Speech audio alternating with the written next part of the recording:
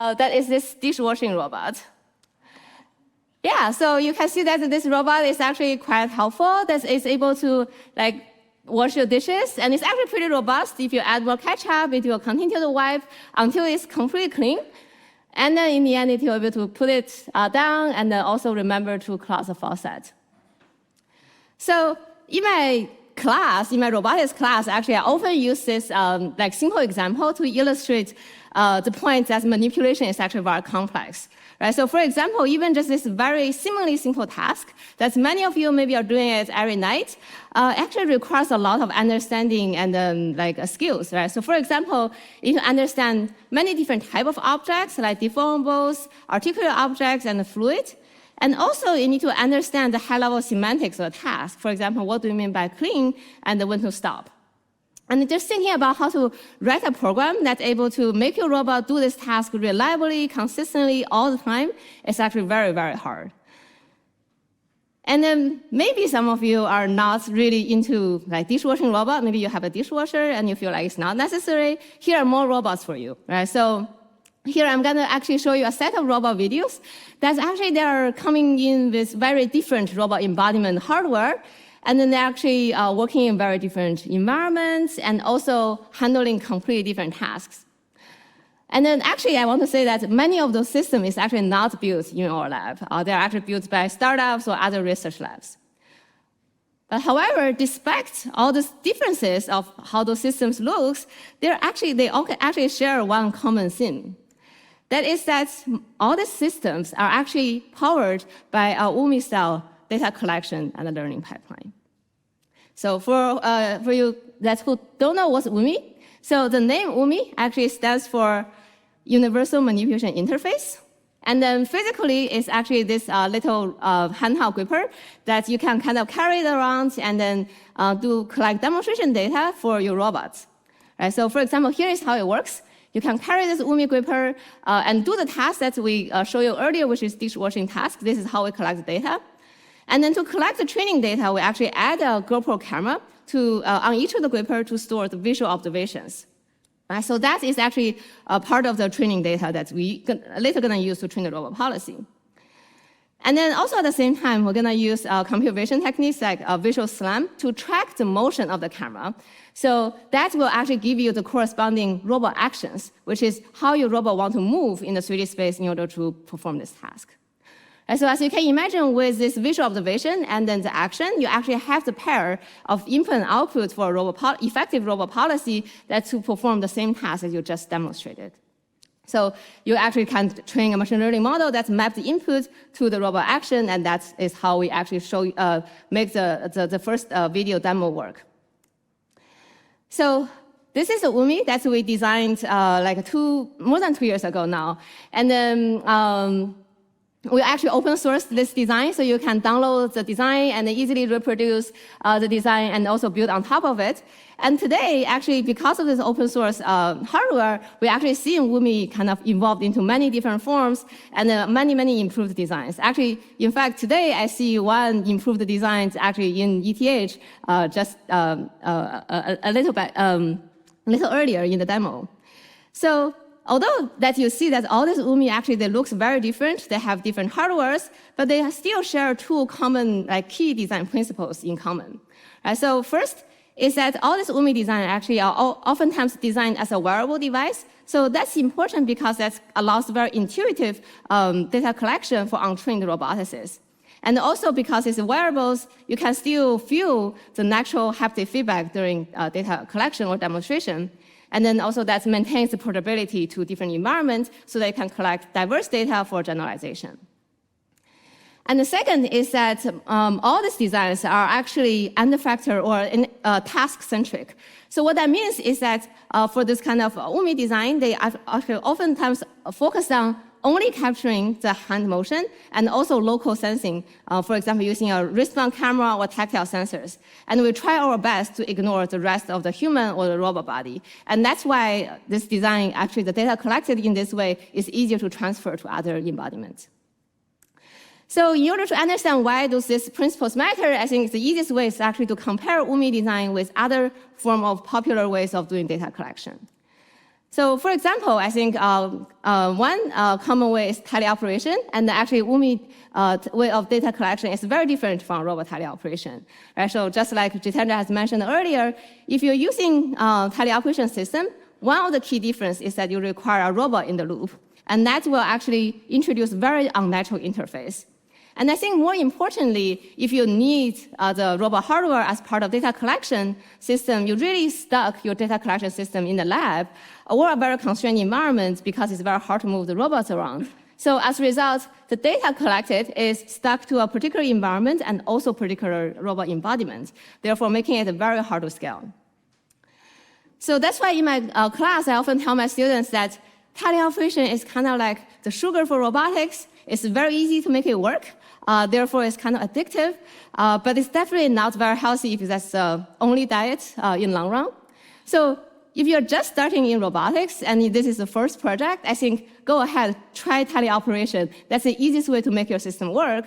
But if you're thinking about building a company or business around it, this is definitely not the way to scale.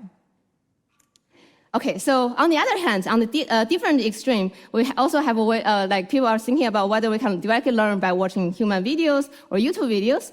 I would say that UMI is also not like exactly that, right? So actually the key difference is that UMI oftentimes use a wearable device, either a handheld gripper or a glove, as the aligned physical interface. So that actually allows us to largely reduce the embodiment gap between the human and the robots that you care about. And also, at the same time, those wearable device allows you to capture those most critical information for policy learning, such as precise contact and also force. So personally, I feel the second point is actually more important because with better and better hardware, maybe the embodiment gap will become smaller, but the second problem is very hard to address. That is, if you don't have those critical contact information or forces, it's very easy to kind of constrain your manipulation problem to very simple pick and place problem, right? So get into the trap of oversimplifying your problem. So to summarize, I would say that the goal of UMI really just we're trying to capture very natural human behaviors so that we can learn from that, but still being very practical for today's robotic systems or today's robot hardwares. And then in this goal, I would say the word or the term natural is very important because by being natural, it allows this device or this method to be accessible to anyone that's not necessarily a trained roboticists or PhDs, therefore making manipulation tasks as simple as possible. But also at the same time, this kind of device still allows us to capture all those complexities and the subtleties in the real-world manipulation task, therefore without oversimplifying the problem. So at this point, hopefully you already understand UMI's principle and also its potential advantages. But at the same time, probably you also kind of already noticed there are some limitations for UMI. And a lot of those limitations is actually by design, right? There are quite a few. So for example, by design, UMI is like kind of designed to ignore or not consider robot embodiment constraints, right? We try to ignore the robot embodiment. So this assumption really makes data collection easier and also make the data more shareable, but that could cause more execution failure because they don't understand the physical constraints of the robot. And then also at the same time, the original UMI design does not explicitly record force and tactile sensing information, and you can easily imagine those information are very important for manipulation tasks. And then similarly, the original UMI design is actually explicitly designed to not make use of high-level cameras, for example, wearable glasses or VR headsets, because adding a camera on your head actually really increases the embodiment gap because your camera can actually see the rest of your body, and also the way you move the head is very different from how the robot can move their heads because the degree of freedom is actually different. We have torsos, therefore our action space is very different. So this large embodiment gap actually make it harder to add a head-mounted camera, and also if you're just naively adding it, it actually hurts the performance. And then also, of course, it's very reasonable to kind of worry about the capability of the original UMI design, which used a parallel gripper, right? So I think it's very natural to think about how we can extend similar idea and principle to like beyond parallel grippers to multi-finger hands. And of course, if you want to build a business around it, you need to worry about robustness and scale. So for example, how to reduce the cost and also make sure that the system is always always able to track your camera, for example. And today, I think my goal is to kind of talk a few of the directions about how we can improve and extend UMI, right? So over the past 2 years, our lab and also many other labs across the globe actually has working very hard on improving UMI, and many of those limitations is no longer, actually can be very nicely addressed. Okay, so first, I'm gonna talk about integrating or adding force and tactile sensors to UMI. So this is actually probably one of the most popular directions that people have been working on. And almost every other week, I can see some new designs actually adding new sensors to UMI. And then today, I'm going to focus on some of the effort that's developed in my lab. So first, let's understand what's the problem and why it's an issue, right? So as I mentioned earlier, one of the nice things about the UMI design is that during your data collection, the operator actually feel all this natural force and haptic feedback through the handheld gripper itself, right? That's why this interface is more intuitive than teleoperation, for example. However, the problem is that although you can feel those tactile feedbacks, those information actually are not explicitly recorded because we only have a wrist-mount camera on the hand, but we don't have tactile sensors. And then as a result, while you can feel the tactile feedback, the robot policy cannot feel that. So therefore, the robot policy actually needs to execute only based on the visual observation. Right? So that is clearly a limitation. The problem is simple, but the solution is not. Right? So maybe you think about the most straightforward solution is just let's add the sensor to UMI. Right? So let's add a force sensor. Why is that so hard? Well, it's really easier to say than done, right? So it's kind of like opening a can of worms because you need to worry about a lot of engineering details and issues. So first of all, you need to think about which force sensor to add. If you get an off-the-shelf force sensor, like ATI sensor, it actually is not cheap. It's $5,000 per sensor. And it's very easy to break. That's the problem. Actually, if you drop the sensor on the floor, it's done. Like, you need to buy a new sensor. $5,000 gone. And also, once you add more sensor, you need to think about how to synchronize and store all those data, right? Each sensor may come in with very different latencies and also frequencies. You need to make sure that all those are correct. And then also how to make the device portable. Right now, the original UMI design is actually very elegant, very portable. It only has one camera on it. It's a GoPro camera. Does not have any wires coming out of it. But adding other devices really will make it more complicated. So, sorry. So what is the solution? If you think about it, it's actually quite hard. But our first attempt is to add a microphone to UMI. Actually, not any tactile sensor, not force sensor, but a microphone. So this solution may be a little bit counterintuitive or a little bit surprising to some of you. But if you think about it, actually, a microphone is a surprisingly good sensor to sense contact. Because just by hearing the sound, you know that when your robot is in contact with the surface, and you can even tell which kind of objects the robot is in contact with. And then you can, if you're smart about it, you can also sense the object state, for example, whether the bottle is full or half full. And then it can even tell you the surface material information, which is very subtle and very hard to tell. Right, so, for example, here is a good example that we show in the paper, is that if you work with Vicol tape before, you know that there are two sides for the Vicol tape, and each side has a different surface material. And then by making your robot to touch over the surface and hearing the sound, actually the robot is able to clearly tell which side is actually touching, and then able to choose the right side for the task.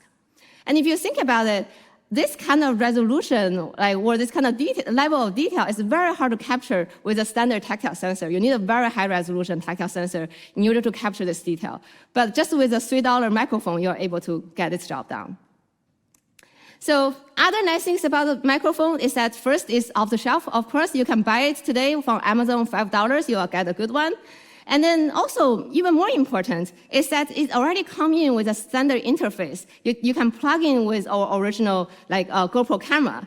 And then also, even nicer is that those data are automatically synchronized. Video and audio, they're synchronized, and this has already been done by other engineers. And it's very low maintenance. You don't need to have an in-house expert to maintain your sensor. If you ever worked with gel side before, you know that you really need an in-house expert to fix the gel side sensors from time to time. And then also, it's portable because now we didn't add any additional electronics. You just add like a microphone, you plug it into the GoPro camera, and that's it. Right? So I think the upshot of it is that really you should consider adding a microphone to your robot because it's so low cost, but the return is very high. So if you're working on contact-rich tasks, you should add a microphone to your robot, and you won't regret it. Okay. However, there is an issue when you're thinking about using microphones. So the problem is that it's quite obvious. There's noise in audio, right? And then the noise is actually it's kind of hard to ignore because when you're collecting the data, there are many environment noise. And then when you deploy this policy on the robot actually is surprisingly noisy. The motor is actually vibrating in like 5 hertz typically, but it's very loud. So it's quite important to bridge this gap between the typical data collection and also the deployment. So there are many ways to solve this signal-to-noise ratio problem. And then actually we tried a lot of standard or classic signal processing method. But in the end, what actually works really well for us is a method that is surprisingly easy and is very data-driven. That is basically doing data augmentation. So the idea is that we collect the human demonstration data with UMI with a microphone, and we just add random noise to it. We add random music, random background, human talking, and also random robot noise. And then we train the policy, kind of just learn to ignore those noise. And surprisingly, that method works much better than any other, much more sophisticated signal processing method that we have tried. So with that, we actually is able to easily collect human demonstration data and train many different tasks. And then here are some quick summaries of the findings. So first is that adding audios or contact microphones really improves the policy performance, at least for the tasks that we test on. However, you need to incorporate properly.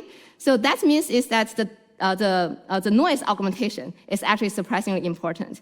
Because if you don't do this, actually adding audio directly actually hurts the performance. And I think this is also something that we found in general when we're doing multisensory learning, is that more information is not always better. Because if you have different modalities like tactile force, if any of those modalities, input modalities is going out of distribution, the whole input is actually out of distribution. Therefore, if you are not careful about how you're adding more information, the first reaction you'll get from the policy is the performance is lower.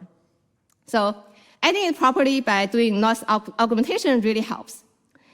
And then also lastly, what we found interesting is that audio, by adding audio, we really help the policy to generalize better than the vision-only policy. For example, if you adjust the table height or if you change the lighting conditions, this and that, the policy with audio can actually perform much better and more robustly.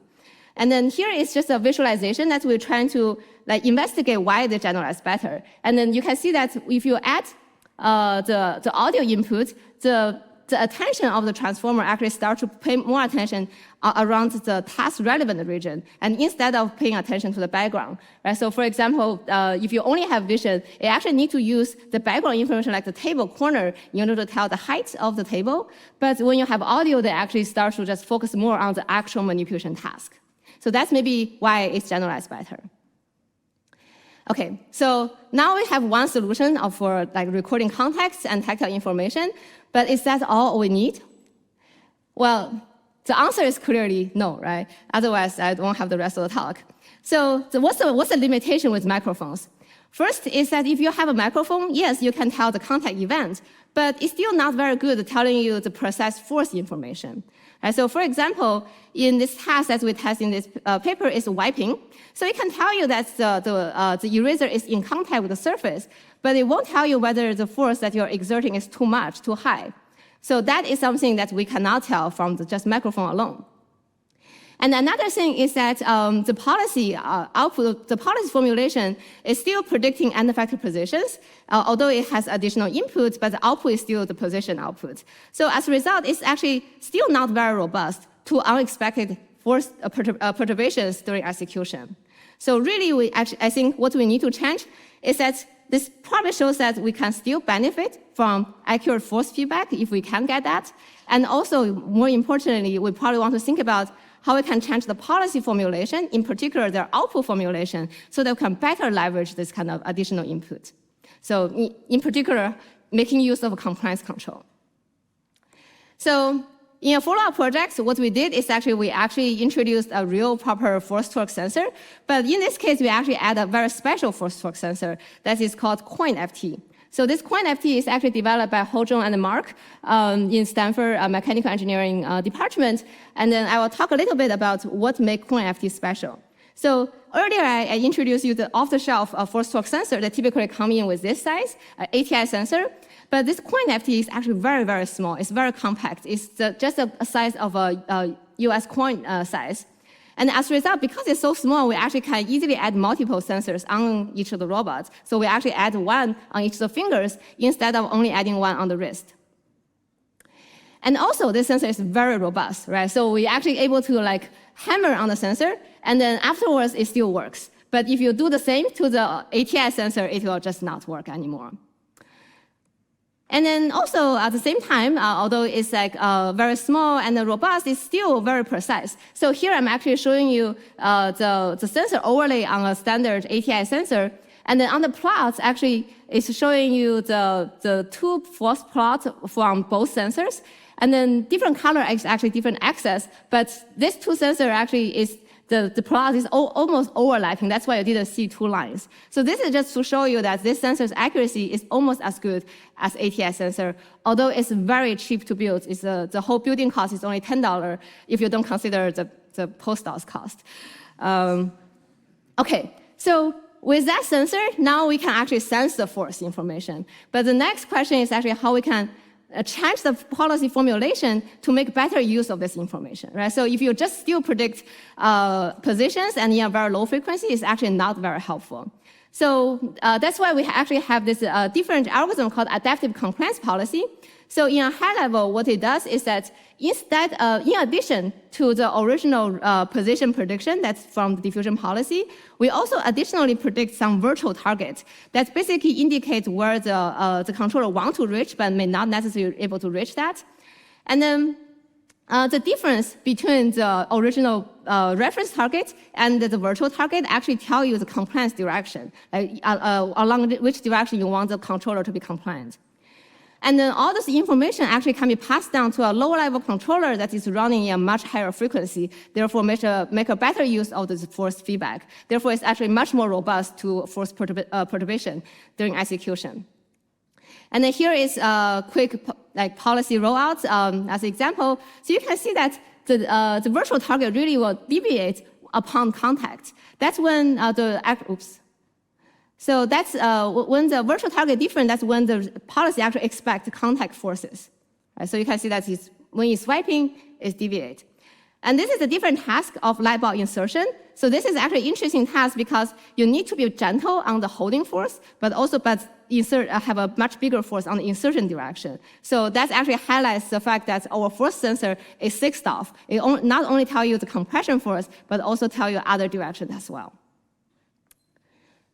Okay, so that's a quick description about extension on adding new sensors.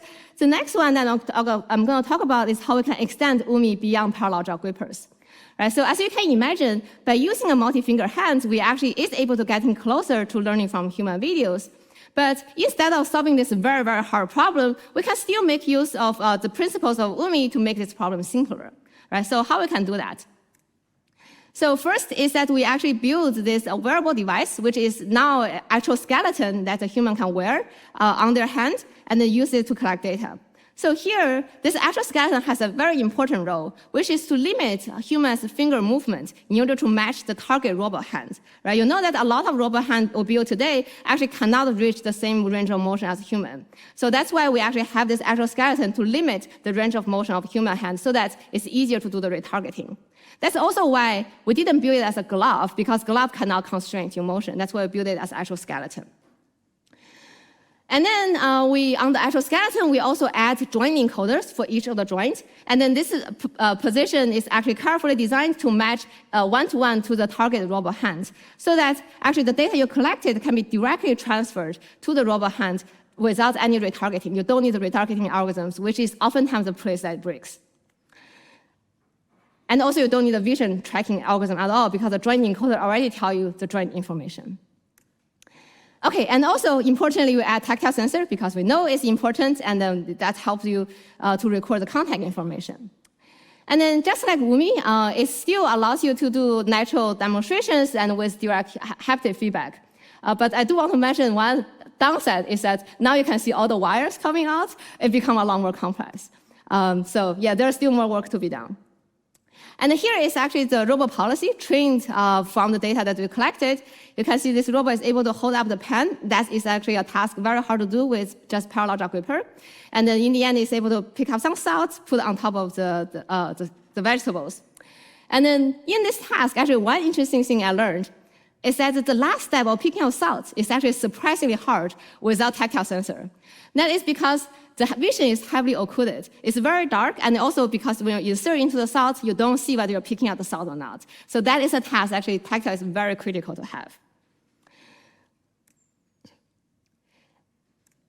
And then beyond that, next one I'm going to spend a little bit more time to talk about is also actually one of the biggest limitations for UMI is that it doesn't consider the robot embodiment constraints. Right? So again, first let's understand the problem and see what is the issue. So as we described earlier, UMI by design is actually designed to be embodiment agnostic, meaning that it only focuses on tracking the end effector sensing and also end effector actions, and don't worry about the rest of the body. Right? So as a result, the manipulation policy only need to focus on the wrist mount camera, and from the wrist mount camera predict where I want the hand to move. And then, however, in order to translate to the low-level robot controls, you do need to have a different module that is robot-specific. So that is a low-level controller that's able to map the end effector trajectory to the robot commands. So this particular robot low-level controller is robot-specific, and depends on the robot you use, you may want to choose different low-level controllers. Right? So for example, if you use a fixed-based arm, you can just directly call the IK controller that comes with the robot, and that will give you the low-level commands that you need. But if you're working with more complicated robots, for example, if you're working with quadrupeds or humanoids, you do need to train or learn a whole-body controller. And also nowadays, I think it's quite easy and to train those kind of whole-body controllers only in simulation without any need of real-world data. So that's why it become a pretty standard module that people use nowadays.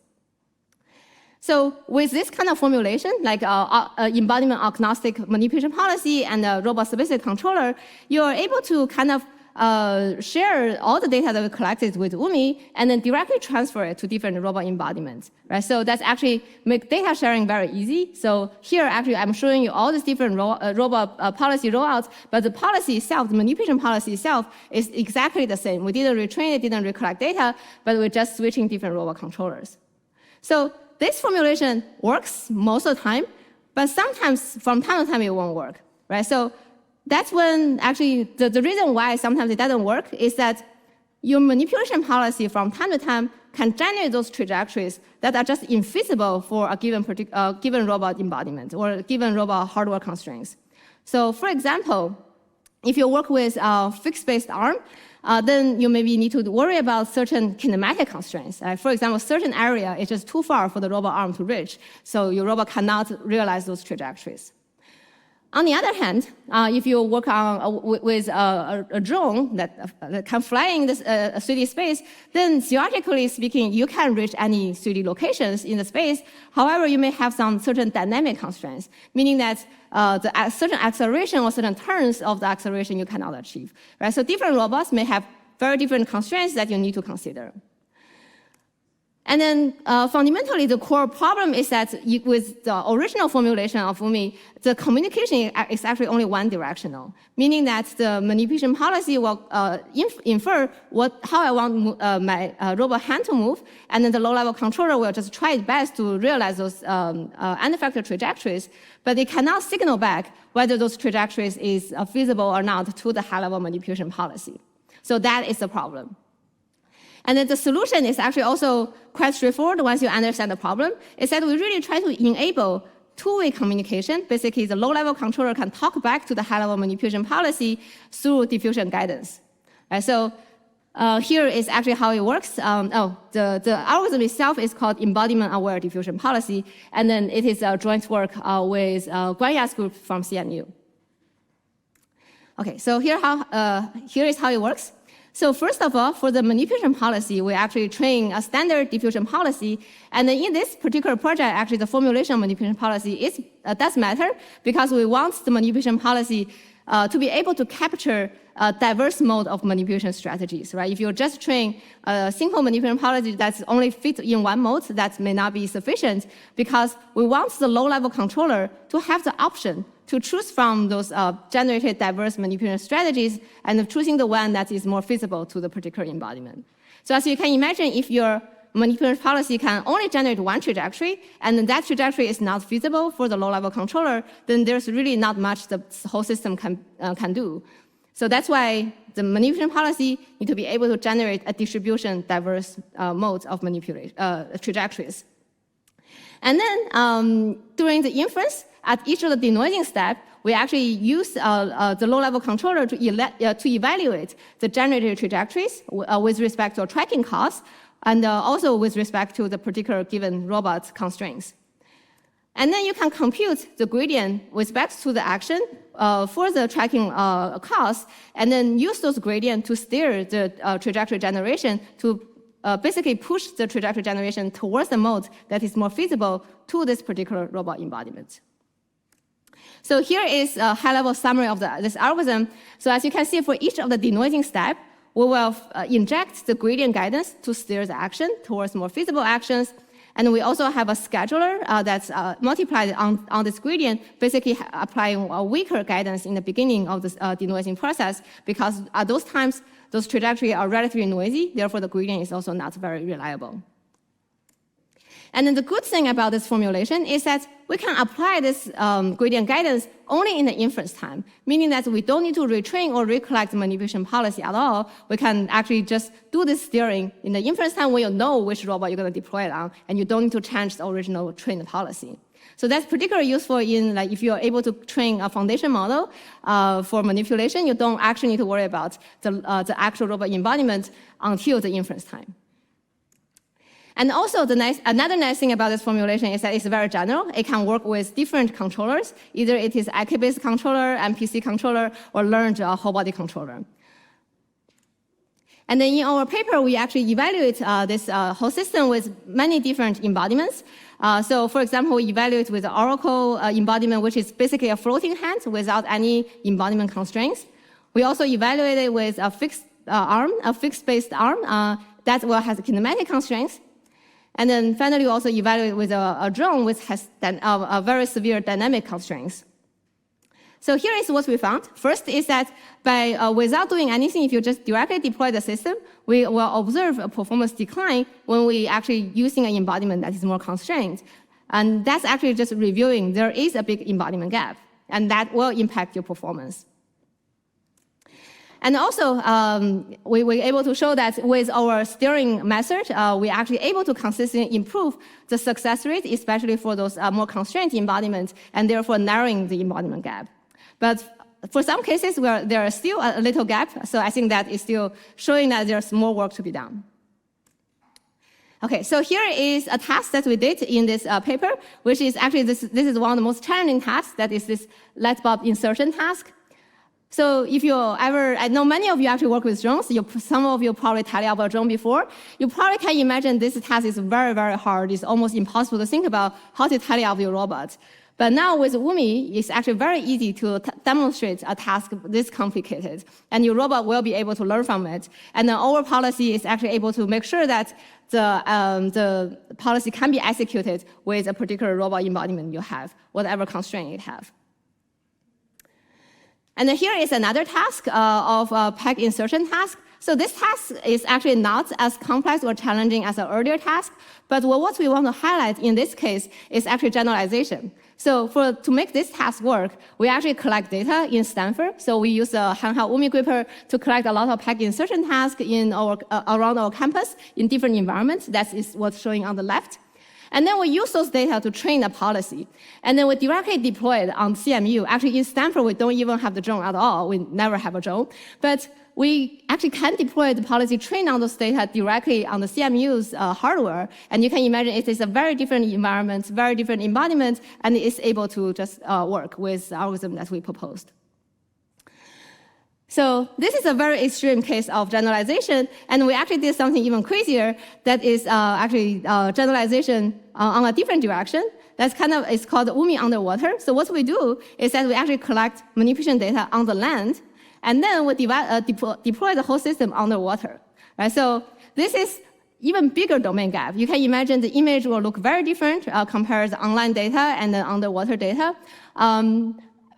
But however, this transfer is very important because even with Umi, collecting data underwater is very difficult because you need to dive into the water, you need to hold your breath in order to collect data. So that is not easy. So in this work, we actually show that you can actually just collect manipulation tasks on land in your comfort, and then with some tricks on the vision representation, for example, using depth representation and then using affordance formulation, you are able to transfer a manipulation strategy from the online data to underwater. And if you want to know more about this project, this is a project website called Umi Underwater. Okay, so towards the end of my talk, I want to kind of take a step back and then think about the robot learning pipeline in general. Right? So many of you work with robot learning, you build your own robot learning systems, and you also hear a lot of talks about robot learning. And I think maybe one thing that you hear again and again today is that the data is really the bottleneck for robot learning system, for many robot learning systems, because we don't have the access to internet. However, what I want to highlight is that the data problem is actually not a quantity problem. Actually, in fact, if you have a pick-and-place robot that's running 24/7, within a week, you actually can collect the data set that's bigger, larger in terms of the byte size, larger than the whole training set that the GPT-3 actually is trained on. So, however, this large, and also you can argue that those data set is very high quality because it's on the robot, it's doing the task successfully, and it records all the joints and the low-level information. But the problem is that those data sets are actually not very useful if you want to change to a different task, not pick and place, or if you want to change to a different robot, right? So those data that's not shareable or reusable is actually the problem for robot data. So I will say that although I don't think Umi is the only solution for the data problem, but I really think that Umi could represent a mindset shift when we're thinking about the data problem. Right? So for example, I think instead of really thinking about that we should only rely on trained roboticists or PhD students to define the robot task and collect the corresponding data, what Umi allows us is to enable everyone, especially the end users who want to use the robot, to collect the robot data that is relevant to their particular task and particular goal, and then also make this data that's shareable and reusable by other people or like anyone else who care about a similar task. So that could really scale up our solution for data problems for robots.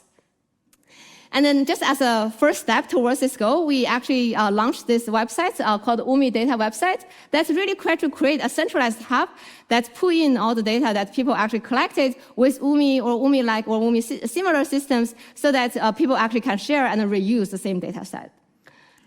And then we really believe that there's no data set is too small. Actually, as a robotics lab over the past 10 years, we actually collect a lot of robot data, and we also throw a lot of robot data because we often feel like those data sets are too small and it's too specific to our own setup, and it's not very meaningful to share. But because Umi, by design, is very reusable for different robots and environments, so those data actually can be easily aggregated to become a bigger data set and become more useful and impactful for other applications. And then over the years, actually, we have seen like a big increase on UMI dataset and also community. And you can see that right now, actually, we already reached more than 1 million open source UMI demos on this website. And actually, most of those demos, like 99% of the data is not collected by our lab. It's actually collected by the labs across the globe and also industry partners that's working on those UMI-like systems.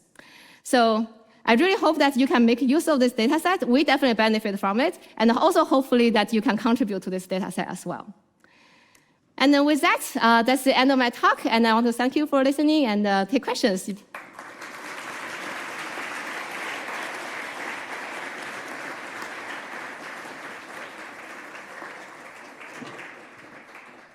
Okay, we have time for a few questions.